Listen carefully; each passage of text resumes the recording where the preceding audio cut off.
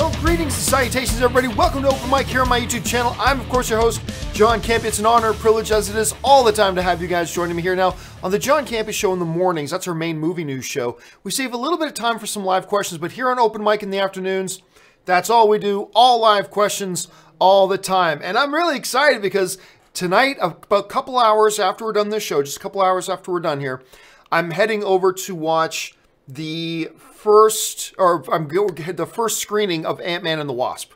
So Ann and I are going to go see that now. Review embargoes don't lift until Wednesday. Wednesday is when the review embargoes lift, but social media embargoes there is none. So tonight on Twitter, you can probably expect to see a bunch of reactions to Ant-Man and the Wasp, including my own, and we'll see how all that goes. Okay, I said all we're going to do today is take live questions. We're probably going to keep today's show just a little bit short because it's a Friday. Want to take it easy today. But we're going to go at least a half hour, 45 minutes. So let's jump right into it with the first question today. And the first question today comes to us from History Super writes, no spoiler, but ending of Infinity War has to impact Luke Cage? Oh, I don't know. Like, for those of you who don't know, Luke Cage Season 2 dropped today, right? So it's now online on Netflix. I have not watched any of it yet. I'm probably going to try to squeeze in 1 or 2 episodes before I leave for the Ant-Man thing tonight. I could have watched a little bit earlier today because I had about an hour while I was eating lunch, but I wanted to finish off the last episode of Barry because I binge watched the entire first season of Barry, and I was on the last episode. I had to watch the last episode. I really like this show. This show is great. It's the Bill Hader show that's on Netflix. Like nothing you'd ever expect to see Bill Hader do. But anyway, let's go back to Luke Cage. I don't know. I mean, look, for the most part, like we've always said, Netflix series tend to keep what goes on in the Netflix world separate from the MCU. Like, they allude to them being in the same universe, but they never are practically in the same universe. You know what I mean? So, I don't know. I don't think you necessarily have to. Let's put it this way. I won't be surprised if they do reference Infinity War and the events in Infinity War. I won't be surprised if they don't. So, well, I'm just going to have to watch the show like everybody else and see what they do with it. All right. Alexander Helmer writes, what's your favorite Jim and Dwight prank? Oh, no, it's Jim dressing up as Dwight. That to me is the best one they've ever done. Now they've had a lot of them. There's a lot of really good ones. Beat Bears. But anyway, it's the one where Jim dresses up as Dwight. That one kills me every single time I see it. You know, it's funny you bring up The Office because today Ann showed me this keychain with Michael Scott dressed as Prison Mike. Do you remember Michael Scott's Prison Mike character? Hey, I'm Prison Mike. Oh my God, that show was so funny. Anyway, yeah, my favorite prank was the one where he dresses up and imitates Dwight. Okay, next one. Max Schwach writes, glad to hear you're catching up on Barry. It's my favorite new show in years. Love the exploration of parallels of actors and hitmen. NoHo Hank is great. Yeah, and do you recognize, if I'm thinking of the same guy, NoHo Hank is the guy who plays Zaz in Gotham, right? He plays Victor Zaz. I believe that's the same guy. If I'm thinking of, if Hank is the right guy that I'm thinking of. Anyway, I'm really interested. Part of the reason why I laugh so much about it is that living in LA, I know so many actors in LA. And like all these conversations that I hear on this show, I have heard 100 times. So it strikes me as very true. Now, I don't know if there are true parallels between acting and being a hitman. That's a little bit outside of my scope.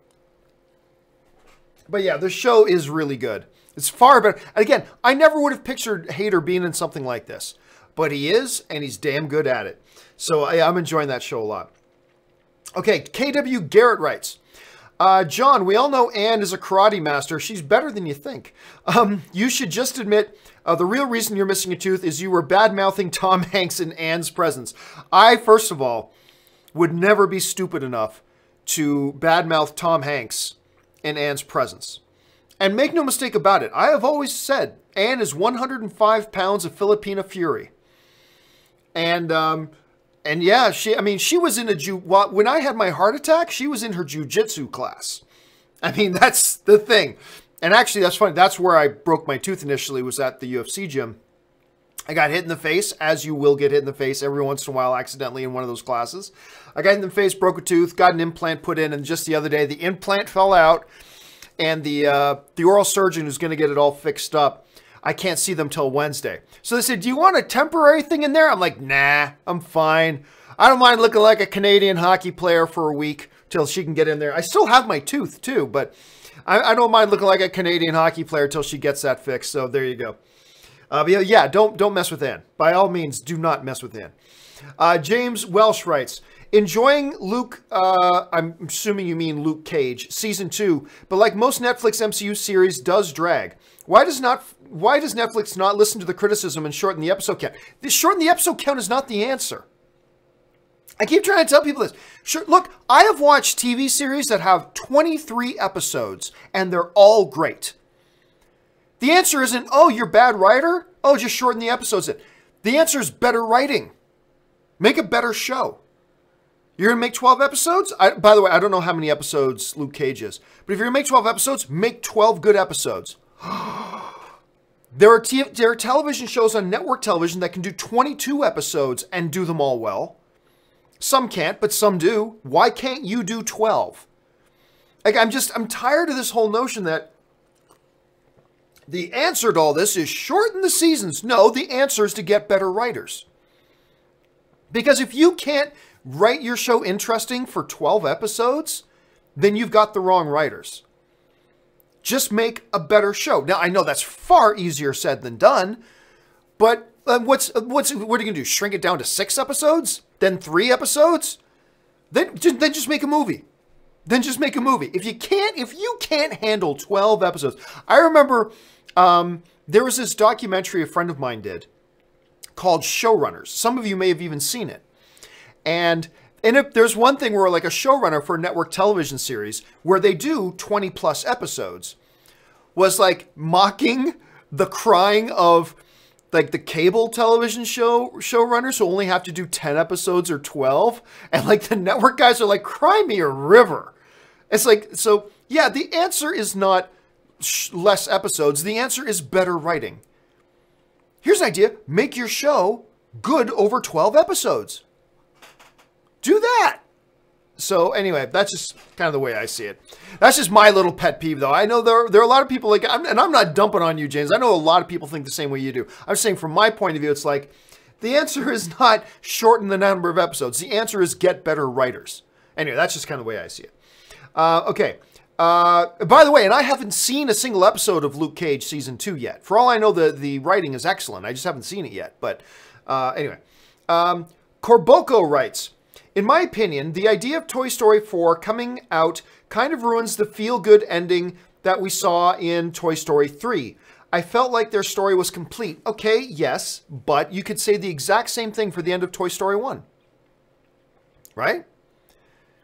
Yeah, I mean, you could say, like, Toy Story 2, but the ending of Toy Story 1 was perfect. And what they do, they made Toy Story 2, and some people, for a long time, thought Toy Story 2 was like the greatest animated film ever made. And then I remember when they announced Toy Story 3, there was a lot of people saying, oh, you don't need a Toy Story 3. They're going to run it into the ground. This is just a money grab, blah, blah. And then they made Toy Story 3, one of the most celebrated animated films of all time. At some point, don't we have to just go, if Pixar says they got something worth doing, maybe we should just take their word for it. I mean, I get it. I understand that. But, you know, I can just imagine if The Godfather were coming out today, during the internet era, when they would announce The Godfather 2, that the ending of Godfather 1 with settling of the family accounts and the closing of the door with the kissing of the ring, that was the perfect ending. You're going to ruin it. You're going to ruin Godfather. And then Godfather 2 comes out, one of the most celebrated films of all time. All I'm saying is, one film has no power over another film, right? Like, for instance, the prequels came out. I hate the prequels. It does not have any power over the original trilogy. None. Hangover 2 sucks. Guess what? Has not damaged my appreciation for Hangover Part 1 in the least. Highlander 2, one of the worst films in cinematic history, but Highlander 1 is still in my top 10 all-time favorite films. A movie has no power to affect another movie unless you give it that power. So I would say, look, yeah, that movie ended great, but so did Toy Story 1. So let's give them the benefit of the doubt. And if the movie comes out and it's bad, oh well, it's bad. We still have the first three. And it's not affected in any way by whatever happens in subsequent movies. Right? Unless they come out and say that, I don't know, like Buzz is actually a donut. And he was just a figment of everybody's imagination. Okay, maybe that would affect things a little bit. But anything barring something like that, I'd say, look, give them the benefit of the doubt. Because again, I still remember hearing complaining that they were making Toy Story 2. I remember hearing complaining that they were making Toy Story 3. And today, can anybody imagine a world that we don't have Toy Story 2 or Toy Story 3? So let's see what they do with 4. Maybe it'll be even better than the other ones. Maybe it'll suck. Who knows? But we'll still have the other ones and it'll be fine. That's just kind of how the way I see it. And by the way, Corbocco, you're not the only one I've heard say that. Like, you are in good company. You are in good company feeling that way. There's lots of very smart people who feel that way too. I just happen to look at it a little bit different. That's all. All right, let's move on now to the next one. James Welsh writes, will Toy Story 4 or Frozen 2 beat the Incredibles record? I don't know, 180 million. Like, again, perspective context is king here. The previous opening weekend animated movie record was Finding Dory, and The Incredibles beat it by more than $40 million. I believe the Finding Dory record was like 135. Incredibles didn't just beat the record, it obliterated that record. Frozen's going to be big. Make no mistake about it. Frozen's going to be big. Toy Story 4 is going to be big. Make no mistake about it. But I don't know, man. That 100... Like, remember, also, context. At $183 million, that makes it the 8th largest opening weekend in cinematic history. Forget animated film. It's the 8th biggest opening of all time. So, while Frozen 2 or Toy Story 2 may end up being better films than Incredibles 2, maybe. I don't know. I have a hard time imagining that it's going to beat that 180 something million opening weekend record. That was just a phenomenally big number. So I'm going to guess no. You're asking me, you're not asking can it beat the record. You're asking will it beat the record. So I'm going to guess no. It can, it's possible, but I'm going to put my money on no that it won't. Okay. ZOMG Ruler writes, heard possibly that Steve Trevor is an imposter. Oh, I don't think so. I doubt that. They say they're bringing back Steve Trevor. I think they're bringing back Steve Trevor. I mean, look, I don't really know all the ins and outs about the movie, but anybody who's theorizing that he might be an imposter, it's just a theory. And it's just as valid as any theory you may have. But at this point, I'm going with Patty Jenkins. Patty Jenkins was going straight out to say it's Steve Rogers in 1984. So it's Steve Rogers. So until I see something different, I'm just taking Patty Jenkins at her word. She's saying it's Steve Rogers. So I'm just taking it that it's Steve Rogers until we see something that proves otherwise. And this is the world of movies. Anything can happen. James Argenta writes, do you think we will get a slate announcement at Star Wars Celebration 2019? My prediction, Rian Johnson film 1 in 2020, Old Republic Game of Thrones style guys in 2021, Kenobi in 2022. It's possible. I mean, at recent celebrations, they haven't been in the business of doing slate announcements. They tend to just be celebrating the films they do have coming out, you know? So at the Star Wars celebrations that I can remember, especially at the last one, there was no slate announcements. It was always just talking about the movies they got coming out. I mean, heavens, we had a Solo movie coming out, and they never talked about it. Like, they didn't talk about it in the least. They talked about The Last Jedi, and that's it. They had a Solo movie coming out, and they didn't even talk about it. So, I don't know. It doesn't seem to be their modus operandi to go into these things and talk about upcoming big slates. So, they may announce a slate before Celebration and then maybe talk about them there. But I have a feeling if it's not announced by Celebration, They may not do a slate announcement. So I'm going to guess. Again, I'm just guessing. I'm going to guess there's not going to be a slate announcement. I think they're going to be whatever movies are already on the slate and announced. Those are the movies they're going to keep their focus on at Star Wars Celebration. I only say that because that's what they've done at previous ones. So we'll have to wait and see. Let's see. Donaldo Martinez writes, I've always wondered why Donnie Yen has not been given more action leading roles for Western audiences like Jackie Chan and Jet Li did back in the 2000s. Well, I mean, look, there are thousands and thousands and thousands and thousands of actors who are all vying to get those leading roles. The question isn't, why didn't this guy get it? The question is, why would that guy have gotten it? Because they're literally competing against thousands and thousands and thousands and thousands of other actors to get those roles. So the starting assumption is an actor is not going to get Hollywood leading roles. That's the starting assumption. Then if they get luck, a combination of luck, a good break, did something really spectacular and stunning, blah, blah, blah, and then a perfect storm of all that stuff comes together, and there you got your next Ryan Gosling. But it is a tough, competitive business. It's a really, really tough, competitive business. And so, like, why didn't they do this? Well, why would they? I mean, that's really the big thing. The fact that it happened for two guys, like you just mentioned two names out of thousands, right? But just because it happened to those two, it's like, oh, well, then it should have happened for that guy, and it should have happened for that guy, and it should have happened for that guy. But really, it's a much taller order than that. It's a lot more complex than that. So, no, I get it. I mean, I really do. I get it. Let's see. Murray Reich writes, with the new AMC service, how do they make their money back per week from those that use Prime/IMAX? That's about $70 a week per person. Plus concession snacks will be discounted too. Well, yeah, concession snacks are discounted, but remember, concession snacks are already so marked up because that's really where movie theaters make their money. Right? You guys have heard me tell the story before, but at CinemaCon one year, one of the head guys of the North American Theater Owners Association was talking about, he was on the stage and he made what sounded like a silly statement, but it's the absolute truth. He said, we, talking about movie theater owners, we are not in the movie business. We are in the candy business. And that sounds silly, but it's absolutely the truth. That's where movie theaters make most of their money. That's how they keep their doors open. That's how they pay their staff. That's how they keep the lights on, is by the concession stand sales. As a result, that's why you get, it costs $7 to get a popcorn. That's ridiculous, but that's why it costs that much, because that's how much they got charged to keep the doors open.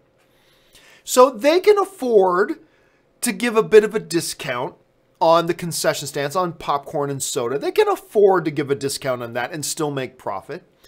But also remember, your assumption there, Murray, is that every seat is already sold out. Well, that's not true, right? Maybe opening night of a big movie, the Prime will be packed. But hey, you go on a Wednesday night to a movie that's already been out for 2 weeks, it's going to be half full. So there's empty seats there anyway. So you coming in and watching it is not costing AMC any more money. It's only costing them money if you're taking the seat of somebody who would have otherwise come in and paid $18 for their ticket, right? But still, it raises the question, because somebody asked this on the John Campea show earlier today. Movie studios get a certain percentage of the movie ticket price back to them. How does that work out? So, like if AMC, because it was easy, let's say this little remote control here was my Movie Pass card. It's easy to figure it out with Movie Pass or Cinemia, right? Use your Movie Pass card to get your ticket to AMC. Movie Pass actually has to pay AMC the full price of the ticket. So if a ticket is $15, Movie Pass has to pay AMC $15. Well, now AMC takes that $15, they give $10 to the studios, and they keep $5 for themselves. That's easy. But what happens when this membership card is AMC's? How does AMC work? Does AMC pay itself $15 for every time you use the AMC Movie Pass, and then AMC takes 10 of that $15 it just gave itself and gives it to the studios? Or is there some other thing worked around? That was brought up today on the John Campea show, and I have written to AMC to ask them that specific question. I haven't heard back from them yet. I'm sure they're being flooded with media requests right now. So that I'm low on the totem pole. I understand I'm going to have to wait. But there are some big questions here. Now, for you and I as an audience member, it doesn't matter. I mean, I'm going to buy my AMC card on Tuesday. I'm going to use the shit out of that card. And I cannot wait. So it makes no difference to me. But I am curious from, like, how does this financially work? Like, I can see the advantage for AMC, get floods more people into AMC, buying popcorn, buying soda, buying M&Ms, you know, all that good stuff. I can see how they're going to make money, but how do they then distribute that money and split that money with the movie studios themselves? That I'm curious about. They have to have an answer to that, or else they wouldn't have announced this thing, but I am curious what that answer is. Okay, let's keep things moving here. Adam K. writes, I think the success of Book Club has been overlooked. It's made $63 million domestically so far, which is very impressive for a movie of its scale. But look, you're also talking about, first of all, you're right. You're absolutely right. Hold on a second. Let me pull it up here. But it's also got like a Hall of Fame cast, right? Like an absolute Hall of Fame cast. Whether you're talking about Murphy Brown or whatever. So you got Jane Fonda, Candace Bergman. You've got, the mom from Step Brothers. I keep forgetting her name. But anyway, the cast is amazing. It's made $63 million. And I guarantee you, it probably didn't cost any more than 15 or 20 to make that movie. It did a really nice little thing. And again, when you pull together powerhouse performers like that, you're going to get a demographic that's going to recognize those names, want to go see those names. And I think you're right. The movie did, I think, better than what a lot of people thought it was going to do. I think it did. I mean, it made $13.5 million on its opening weekend. On a little film like that. A movie about 4 older ladies having a book club. And it made $13.5 million opening weekend. I mean, you're right. I mean, it is a success story. That movie is a success story. Let's see. Der Wunderbar writes, do you like the Police Academy movies? Well, okay, you know what? I'm tempted to say I love the Police Academy movies, but the reality is I love the first one. And I think I love the second one too. To be frank, I can barely even remember the other ones. But the first one, Hightower, are you kidding me? Like, the first one, Mahoney, I watched that so much as a kid. Like, as much as I could get away with watching it at any rate. I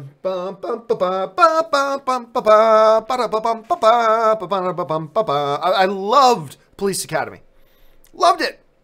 But I will admit, a lot of the other ones I probably saw once or twice, and I can barely even remember them, to be honest with you. Let's see. Ben Rayner writes, oops, where'd Ben go? There's Ben. Ben writes, finished Gifted. More Hellfire Club in season 2, please. Well, I don't want to say too much just in case, you know, a lot of people haven't watched Gifted yet, but I'm really glad you started watching it. You should check out Gifted. It's on Fox. It's one of those shows where, you know, I saw them beginning their advertising for it at Comic-Con a couple years ago, and I remember this looks dumb. Come on. It looks like a really, really poor man's version of an X-Men show. And I was really impressed with it. I liked it quite a bit. And yeah, season 1 ended. I'm like, oh my gosh, bring on season 2. Cannot wait for it. So I'm glad you had a chance to watch it, Ben. Alex Pitt writes, are you excited to watch Luke Cage season 2? Honestly, no. I'm going to watch it, and I'm looking forward to it, but am I excited about it? Not really. Mostly because, like, Luke Cage season 1 was like 2 completely different stories, right? The first half of season 1 was really good. And then Cottonmouth left the show, and they kind of changed gears for the second half of season 1. And I wasn't a big fan of the second half of season 1 of Luke Cage. I actually honestly find it kind of boring. It's like they were firing on all cylinders in the first half, and then they just kind of meandered around and didn't know what to do for the second half. That's kind of what it felt like. So while I'm looking forward to watching it, am I excited? Honestly, I'll say no. I'm honestly not that excited. I'm going to watch it, and I'm hoping for the best. I hope it's going to be great. But am I excited to watch it? No, probably not. Let's see, Darth Impact writes, I don't want it to happen, but what if Aquaman is a failure? Best guess, next move for Warner Brothers and DC. Okay, well, first of all, playing the what if game is always dangerous. What if? Like, I'll say the same things people say, but John, what if Aquaman makes $2 billion? Well, okay, what if? I mean, we could talk about what ifs about anything, but fine. Okay, let's indulge it for a second. What if it fails? Well, what does fail mean? Like, people say, John, what if Aquaman's a big success? I'll often say, well, what's a big success? What is success? What would it have to do in order to be successful to you? Does it have to make $1 billion to be successful? No. But like, I'd say 400 million worldwide, they're happy. They're okay with that. 500 million worldwide or above, you got to be happy. But what's failure? $200 million? $300 million? Whatever. Regardless of what your interpretation is. Let's say Aquaman failed. Okay. What happens? Nothing. Nothing happens. Nothing. Walter Hamada's already got his plan. He's got his plan. Shazam's already going to be shot and in the can. Wonder Woman 2 is going to be finished shooting and in the can by the time Aquaman's in theaters. And then whatever's going to be happening after that is going to be according to Walter Hamada's new plan. Remember, Aquaman got put on the books before Hamada took over. So that movie was coming one way or the other. So if Aquaman fails, honestly, I don't think it changes anything. I think whatever changes are coming that we don't know about yet, whatever changes are coming that we don't know about, they're not going to be affected in any way, no matter what happens to Aquaman. Aquaman could make $850 million at the worldwide box office. It's not going to change a thing. It could make $150 million. It's not going to change a thing. You still got Shazam coming. You still got Wonder Woman coming. And then whatever Walter Hamada's plan is after that is still going to be his plan. So now I happen to think that Aquaman's going to be a good film. You got James Wan in there. I really like Jason Momoa as Aquaman. I'm hearing good things coming out of CinemaCon. You know, we got the trailer coming at Comic-Con. I'm feeling good about Aquaman. But no matter how successful it is by whatever definition of success you want to apply, or no matter how much of a failure it is by whatever definition of failure you want to apply, I honestly don't think it's going to make any difference whatsoever. Like, honestly, that's really how I feel about it. Murray Reich writes, as a kid, I enjoyed the prequels when they came out. Today, as an adult, I realized they were bad. Is there any other films you know growing up you thought you loved, but then later on you realized were bad? Other films. True story. About a film that I thought was great, and then I went years without watching it, and I watched it, and it was terrible. And it's one of my films. It is a fan film that we did, me and my buddies, one of whom worked at Lucasfilm. And we made this film, a fan film, that was a cross between Star Wars: The Phantom Menace and The Godfather. And we called it Rise of the Trades. And I remember we even did our premiere for it in our town, and we packed out the theater for the premiere. We made it onto the local news. We played it at Star Wars Celebration. We did all this stuff, right? And I was so proud of them. And then I lost my copies of it. I moved 3 or 4 times, came out to LA. So now fast forward to just about 2 years ago, all right? Just about 2 years ago. I haven't seen Rise of the Trades or even had a copy of it in like 14 years. And my buddy Rodney, some of you guys remember Rodney Brazeau. He worked with me on the movie blog. He's done some stuff with me on Star Wars Talk here. My buddy Rodney Brazeau. I'm talking to Rodney, and Rodney has a copy of Rise of the Trades. And like we did full edit, we did special features, bonus content on the DVD, the whole thing, right? Making of and all this kind of stuff. And I'm telling my wife, oh my God, baby, I cannot wait for you to watch. I'm so proud of this thing that we made.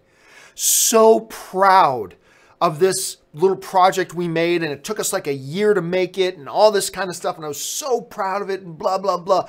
And I get Rodney, and Rodney's like, well, yeah, I'll ship it to you, man. I'll ship you this copy. So he ships it all the way down to me in California. So it comes,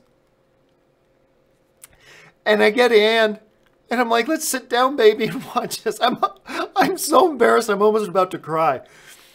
So let's sit down, baby. I talked it up. I was so excited. I was going to show my wife, who I love more than anything. I'm so proud. You know, like a little kid in second grade. Can't wait to show his mom his crayon drawing. I could not wait to show Ann this movie that I had made with my friends. Rises her D's, pop it in, sit down, glass of wine. It's awful. It's so bad. It's so terrible. Everything I did in it was so bad. I can't even put into words. And like, I'm watching this with my wife, and I'm just like, oh my God, baby, this is not how I remember it. This is not how I remember it. Oh man, it was so bad. So then our friend Kaori, she had heard that we got this thing, and she was all excited to watch it too. She was going to come over the next night and watch it. I'm like, nope, sorry, you don't get to see it. And to this day, I'd never let anybody else watch it. And it was so bad. But I remembered it so fondly. I remember it being so great. The epoch, the evolution of what fan films can truly be. I remembered it just being this glorious thing. And then I watched it. And I have not watched it again since, nor have I let anybody else watch it since. Oh boy. Whew. It was pretty bad. It was pretty bad. But other than that, no, I can't think of one that had a bigger disparity than my own. I can't think of anybody else that had a bigger disparity than my own. Number Thor writes, sorry, I went on that for too long, guys. I apologize. Number Thor writes, best Sean Connery Bond movie. Your thoughts? Oh, that's impossible. Oh, let me, you know what? Because I'm going to kick myself. I'm going to kick myself if I forget any of the ones. Okay.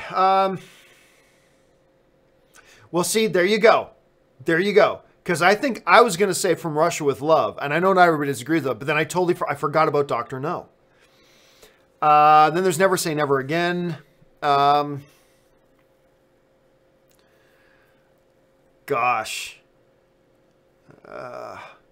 Goldfinger, Thunderball. I'm going to go Dr. No. I'm going to go Dr. No on that. That's what I'm going to go with. I'm going to go with Dr. No. You know, it's funny because really there are two, I talk about this all the time. There are two archetypes when it comes to James Bond. There's the Sean Connery badass Bond. And then there's the Roger Moore. These are the two prototype James Bonds. Other people have played Bond, but those are the two prototype James Bonds, right? Sean Connery, the badass Bond. Roger Moore, the suave Bond. And I think that's one of the reasons why I think, to me, Daniel Craig is my all-time favorite Bond. Because to me, he is the perfect amalgamation of the badass Connery Bond and the suave Roger Moore Bond kind of merged into one. And it's on that level that that's why I think my favorite James Bond is actually Daniel Craig. Let's see. Robert Perez writes, have a good weekend. Strength and honor. Strength and honor, Maximus. To you as well. That's a great saying, by the way. That's like a grrr saying. It comes from the movie Gladiator, but that's kind of their greeting to each other, like when we're strength and honor. Strength, grrr, like you just feel like gritting your teeth and grrring. And I'm going to have I've already got a really good weekend lined up. It's starting off with tonight, going to go see Ant-Man and the Wasp. My wife and I are doing some fun things this weekend. Yeah, it's going to be a great weekend. So thank you, Robert. I really appreciate that, man. Jake the Hitman writes, I call the front row Pez dispenser seats. You? If that is a Seinfeld reference. Oh, no. That's, I'm getting metaphors mixed up. I was thinking of the Junior Mints episode of Seinfeld when Jerry and Kramer are sitting in the front row of the observation deck and they've got the Junior Mints and one falls into the guy. There was that. And the Pez dispenser, because obviously there's a very famous Pez dispenser episode as well of Seinfeld, but that wasn't front and rear. So I think I'm missing the analogy, Jake. I'm missing the analogy. Sorry about that. It's going over my head. Let's see. IB Trumpet 513 writes, when will we refer to the place you used to work by name again? A year, 2 years, never? Well, I mean, look, why does anybody care? Honestly, why do you care? Why does anybody care? Look, I decided when I left the last place I worked, even though I still greatly get along with a lot of the people still there, absolutely I do, but it was important to me to very clearly define that I am not a part of that anymore. And whatever that is nothing to do with what I'm doing. And that's why, at least at first, I was like, I'm not going to go back and do guest spots. I'm not going to do this. I'm not going to do that. I'm not going to have people from there on my shows. Not because I don't like any of the people there. I still get along great with a lot of people there. But just because I wanted to very clearly maintain lines and boundaries. You know what I mean? So, I mean, and look, and then there's some things, and here's the other thing. People on the internet, more than bitching and complaining. Come on, we're all internet people. We know we love bitching and complaining. That's what you do. That's what everybody does on the internet. That's what I do. That's what everybody. So, but on top of bitching and complaining, the other favorite pastime of people on the internet is to twist other people's words out of context.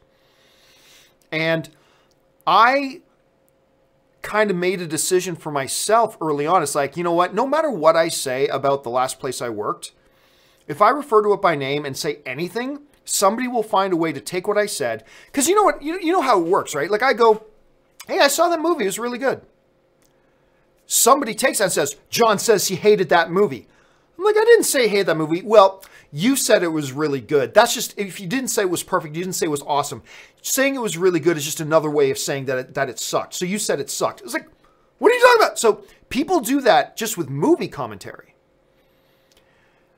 I knew that if I even uttered the word of the last place that I worked, in almost any kind of context, there would be people out there who would try to take it. Well, John is clearly saying this. People would try to take it, twist it out of context, and say, John's doing this. And it's like, you know what? I decided I'm not even going to give anybody ammunition. I'm just not even going to refer to the place. Number one, because there's no reason to refer to the place. Number two, nothing but bad things can come out of me referring to the place. So, yeah, unless it's really pertinent, you probably won't hear me. And honestly, I don't know why it matters to anybody. I really don't, to be honest with you. Tacky75 writes, why was Miller's Justice League canceled? Oh, there's tons of reasons. I mean, look, there's a lot of whispers and everything going around. There was some talk about a production budget that was starting to escalate out of control. There was a lot of talk that Christopher Nolan flat out did not want that movie to happen. Like, remember, when that Justice League was in process, Christopher Nolan was still doing his Batman movies. And Christopher Nolan did not want Warner Brothers making another Batman while he had his Batman going. And Warner Brothers is not about wanting to piss off Christopher Nolan. Now, whether that's the reason, I don't know. Your guess is as good as mine, but that's certainly one of the things that's gone around. That was one of the primary reasons behind it. And then another thing that just some other execs just thought better and thought, you know what? No, we don't think this will work. So whatever I'm sure the truth is probably an amalgamation of several of those reasons, all kind of messed into one. I have never heard one definitive reason, though. I've never heard anybody say that there's one definitive reason about what ultimately canned it. But I have a feeling it's a mixture of all those different things into one. That's just my guess at this point. Number Thor writes, will we get a Free Willy remake? Your thoughts? No, I don't think so. I do not think, that was my thoughts, Number Thor, is that I do not think we're going to be getting ourselves a Free Willy remake. Thor follows up, Howard the Duck kills Thanos in Avengers 4. Hey, listen, I wouldn't put it by James Gunn. James Gunn does some wacky things, man. And I say that in the best possible way. James Gunn is not afraid to try some truly wacky things. And if he were in charge, I wouldn't put it by him to make Howard the Duck be the one to finally kill Thanos. Dakota Barber says, what did you think of Toni Collette in Hereditary? She's awesome. She's awesome in everything. I'm not going to say, hearing people say they think it's the best thing she's ever done. I don't necessarily think it's the best thing she's ever done. But look, it's still way too early to start talking Oscars. But if the Oscars were being held tomorrow, she would need to be nominated for Best Actress.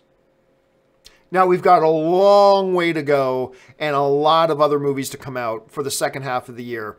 And that may or may not bump Toni Collette out of that. But I will say that if the Academy Awards were held tomorrow, Toni Collette would get nominated for Best Actress. I feel pretty good about that. She's ridiculously talented. She's always been, you know what? She's one of these actresses too that can excel great in comedy. She can excel great in drama. She can excel great in horror, clearly. She's a special talent. She's an underrated talent, Toni Collette. Mr. Film writes, little rom-com on Netflix, Set It Up, pretty good. Interesting. You know, I love getting these little recommendations. I haven't even heard of Set It Up. Hold on a second. I'm going to open up Set It Up, Netflix. So who's in it? Is that Taye Diggs? You know, it's funny. I just saw Taye Diggs in, for those of you who follow me on social media, Ann and I went to the Hollywood Bowl to watch a Beauty and the Beast in concert, and Taye Diggs was Gaston. So it's kind of funny that you're bringing that up now. And I'm actually a big fan of Lucy Liu, to be honest. Okay. All right. Yeah, I had not heard of this, but thank you very much, Mr. Film, for putting that on my radar. I appreciate it. I'm going to check it out at some point. Number Thor writes, where'd we go? Number Thor writes, do you think the Game of Thrones guys could be doing Obi-Wan? No. That's clear. They're working on their own series of films. So I think they've made it pretty clear that they've got a series of films that they're working on, and I don't think that's Obi-Wan. So is it impossible? No, it's not impossible. But if you're asking me, do I think that what the Game of Thrones guys are working on is Obi-Wan? No. From what I understand, they're working on a series of films, and I do not believe that's Obi-Wan. I got a feeling it's something new. I have a feeling it's something new and something different. So, but now watch this. Tomorrow they get announced that they're working on an Obi-Wan trilogy. But I don't think that, from what I understand, that's not the case. But hey, never say never. I mean, maybe that is what's going on, but not to the best of my knowledge, it's not. Justin Welsh writes,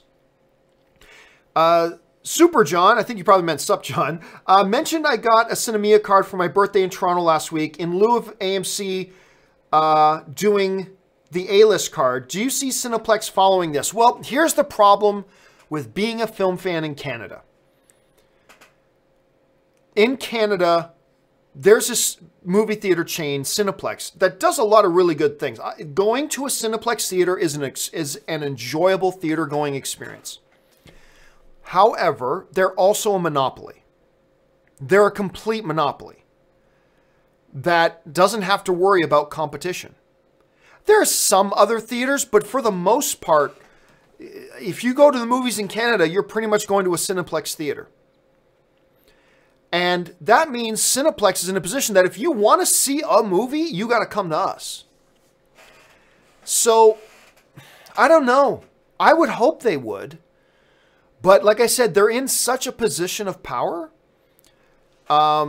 with a complete monopoly that I don't know. See, it's different in the States here where you got Landmark, Cinemark, Regal, AMC.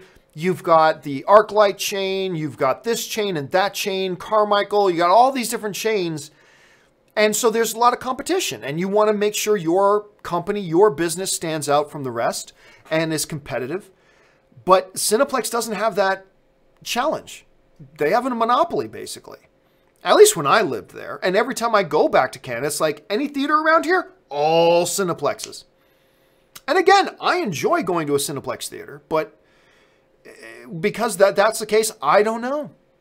I don't know if they're going to feel the need to introduce that sort of program. I really hope they do. So, Justin, don't throw away that Cinemia card. Keep that Cinemia card on hand. Let's see. Mr. Film writes, been waiting for Hearts Beat Loud. And now, wait a second. Is that the Ron Swanson one? Hold on a second.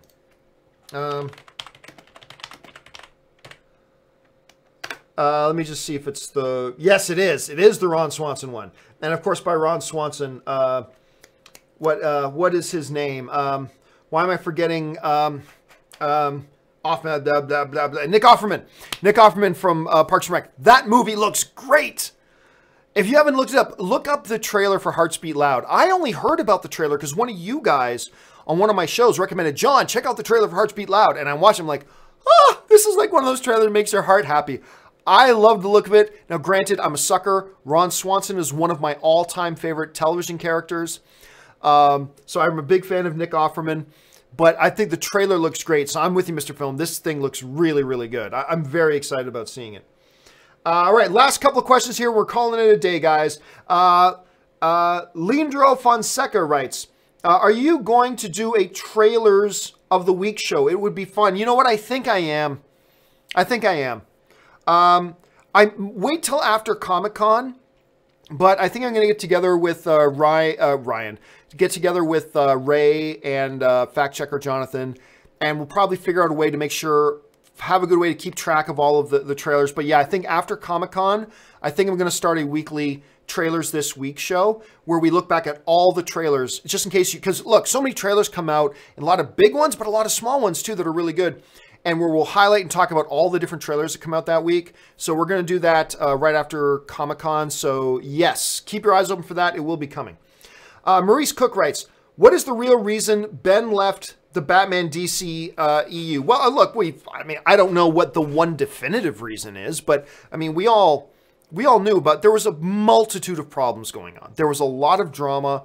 There was a lot of problems going on. We knew Affleck wasn't happy. We knew the studio wasn't happy with a bunch of stuff. But as far as what is the one definitive reason that all happened, I mean, I don't know. We'll have to wait for Ben Affleck to write a tell-all book or something, or for somebody to write a tell-all book to tell the actual story of it. But, I mean, I just don't know. And look, remember, keep in mind, he still has, to this day, Ben Affleck still has one film left on his contract. That doesn't mean Warner Brothers has to put him in one, but it means if Warner Brothers wants to use the Ben Affleck Batman one more time, they can. Regardless if Ben wants to or not. But Ben was such an embarrassment on the press tour of Justice League, I don't know that they'd want to put him in another movie again, but whatever. Because like the whole press tour of Justice League is like, well, I'm not sure if I want to come back. I'm looking for a good way, a cool way to segue out of playing the character. You don't want that kind of talk on a press tour when you're promoting a movie. So even though they've got one more picture left on his deal, I don't know that Warner Brothers would want to put him in. But who knows? Like I said, it's still 50-50 that he's going to do one more. So we'll have to wait. But as far as what is the one true definitive reason, I don't know. I'm guessing very, very few people actually know what that is. Ben Rayner writes, over under 20%, Aquaman gets early date announced at SDCC. I'm going to take the under on that, but it would be a good move. We've talked about it before, man. That, hold on a second. That release date, December 21st, is when it's currently scheduled to release, right? So let me just go to that date. It is a packed date because also opening on December 21st are Alita Battle Angel, Bumblebee, and the Will Ferrell, John C. Reilly comedy Holmes and Watson. All on the same day. Aquaman, Alita Battle Angel, Bumblebee, Holmes and Watson. And the very next week, Mary Poppins opens. And the week before Aquaman opens, you got the new Peter Jackson produced film Mortal Engines, and you got Spider-Man Into the Spider-Verse. In a 2-week window, you've got all of those movies opening. If they're ready to open, if they almost have Aquaman ready, they absolutely should move the date up. I would take the under on 20%, but I would take the over on 10%. If you set the line at 10%, I would say over. I'm thinking it's about a 15-16% chance that they announce an earlier release date. I think they should. I think it would be or a later release date. Push it into January, for heaven's sakes. But I think they would benefit greatly because right now it's going to get, all those films are going to just collapse on themselves. They're all just going to collapse on themselves. It's too much. So I truly do hope Aquaman announces they're moving their date up to October, early November, whatever. I think it'll do much better than it will be sitting in that landmine field. Because that's a deadly, deadly place to be sitting right now. All right, final question of the day. where you cried more, Up or Inside Out? I honestly didn't cry at either of them, but the moment I got closest to crying, like I felt the choking up and eyes getting watery, was in Inside Out, when the little girl comes home and she finally lets it out. How sad she's been, how much she misses home, how much she misses her friends, how sad she is. Because remember, the whole movie was about trying to keep sadness at bay, and then realizing, you know what? No, sometimes you need sadness. And when that little girl finally broke down to her family, you got to be dead inside not to be moved by that, man. That was beautiful. Now, of course, there's the whole silent scene from Up. That's obviously one of the all-time great scenes, but the one I came closest to crying to was in Inside Out, when I believe the girl's name is Riley, when she came home after trying to run away, and it all finally comes out. Oh, so moving. Such a beautiful, beautiful moment in a movie. I absolutely loved it. All right, guys, that will do it for today's installment of Open Mic. Thank you so much for joining me here, guys. Look, I hope you guys have a fantastic weekend. Don't forget, I'm going to go see Ant-Man and the Wasp today, so social media reactions will be going up tonight. Make sure you're following me on Twitter. You can see it right there, at John Campea. Follow me on Twitter. Keep your eyes open. Reaction. It's not just me. You're going to have a bunch of people putting out reactions tonight as well. So, yeah, keep your eyes open for that. That'll do it for me, guys. Thanks so much for joining me. My name's John Campea, and until next time, bye-bye.